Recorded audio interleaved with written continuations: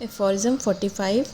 No two diseases differing, it is true in kind, but very similar in their phenomena and effects, and in the suffering and symptoms they severely produce, invariably annihilate one another whenever they meet together in the organism. The stronger disease namely annihilate the weaker, and that for this simple reason, because the stronger morbific power, when it invades the system by reason of its similarity of action, involves precisely the same part of the organism that were previously affected by the weaker morbid irritations, which consequently can no longer act on these parts but is extinguished. जो दो diseases हैं, यहाँ पे बात हो रही similar diseases की। तो सिमिलर डिजीज़ेज़ कैसे होती हैं? काइंड में क्या होती हैं, ये डिफरेंट होती हैं, लेकिन इनके जो फिनोमिना है, इनके इफ़ेक्ट्स हैं, इनकी सिम्टम्स हैं, इनकी सफरिंग है, ये क्या होते हैं?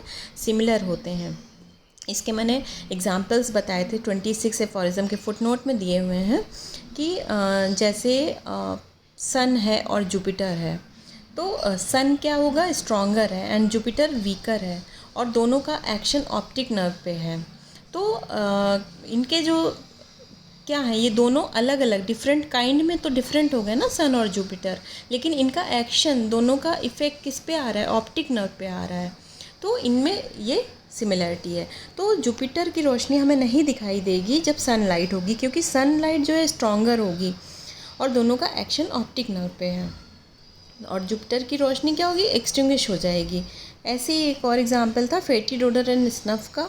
इन दोनों का एक्शन किस पे होगा? ऑल्फैक्टरी नर्व पे होगा, और दोनों क्या है? काइंड में क्या है? डिफरेंट हैं। ऐसे ही मोरल एस्पेक्ट्स पे भी दिया हुआ था 26 एफोरिज्म के फुटनोट पे कि अगर कोई दुखी है मान लिया और उसको उससे बड़ा दुख आ गया, तो वो पुराना वाला छोटा दुख जो है वो उसे भूल जाएगा।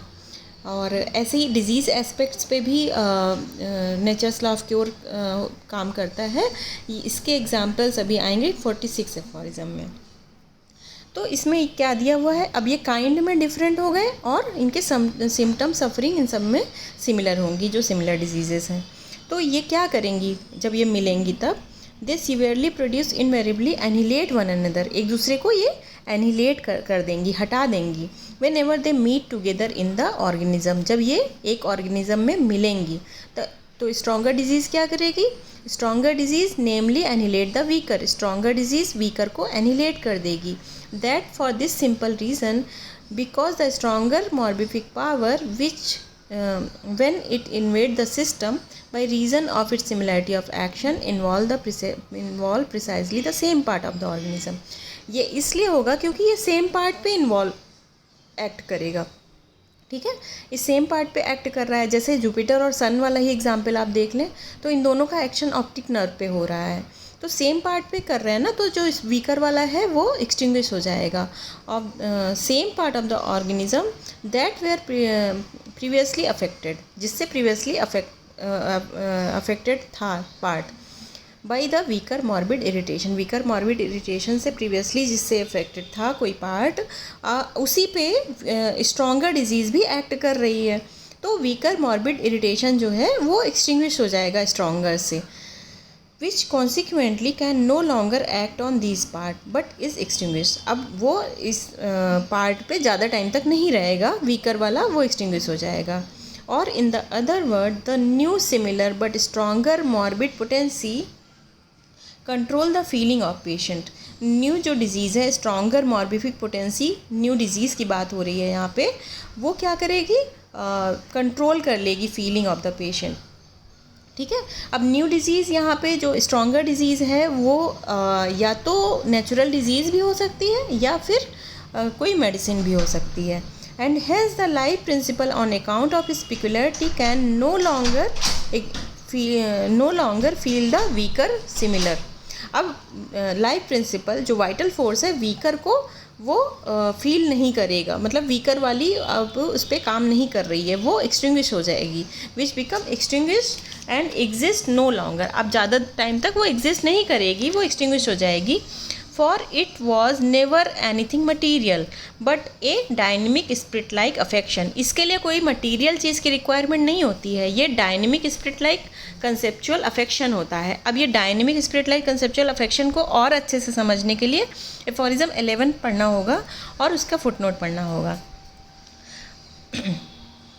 The life principle henceforth is affected only and this but temporarily by new similar but stronger morbific potency. Life principle जो वाइटल फोर्स है अब सिर्फ न्यू डिजीज़ से, न्यू स्ट्रॉन्गर मॉर्बिफिक पोटेंसी से अफेक्टेड रहेगा, वो भी टेम्पररली, क्योंकि वो अब जैसे कोई मेडिसिन देते हैं तो स्ट्रॉन्गर डिजीज़ प्रोड्यूस होगी मेडिसिन से, जो वो टेम्पररली रहेगी क्योंकि वो ज़्यादा टाइम तक नहीं रह सकती है, उसका एक्शन थोड़ी टाइम के लिए होता है, शॉर्ट ड्यूरेशन के लिए होता है.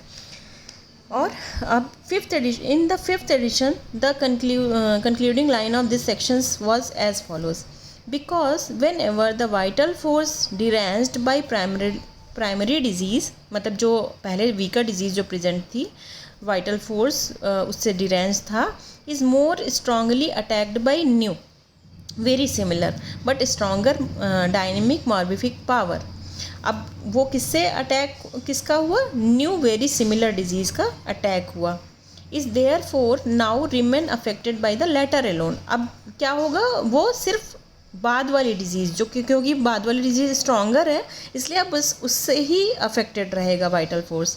Life principal when ever the organism similar but weaker disease must as a mere dynamic power without material substratum ceases to exercise any further morbid influences. अब क्या होगा? जो वीकर वाली डिजीज़ थी वो सीज हो जाएगी, कोई भी फर्दर मॉर्बिड इन्फ्लुएंस प्रोड्यूस नहीं कर पाएगी वाइटल फोर्स में, on the vital force, and consequently it must cease to exist. अब वो स्टॉप हो जाएगी, सीज हो जाएगी, अब वो कोई भी काम नहीं कर पाएगी, वो एक्सटिंग्विश हो जाएगी.